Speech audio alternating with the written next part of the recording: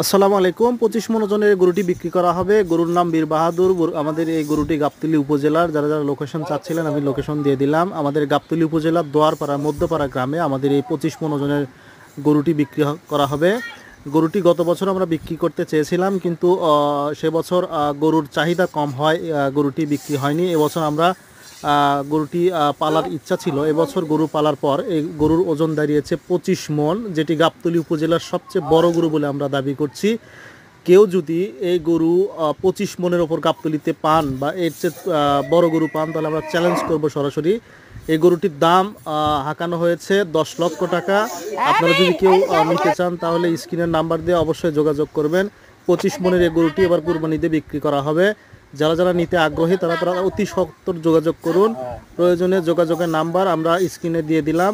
সবাইকে ধন্যবাদ।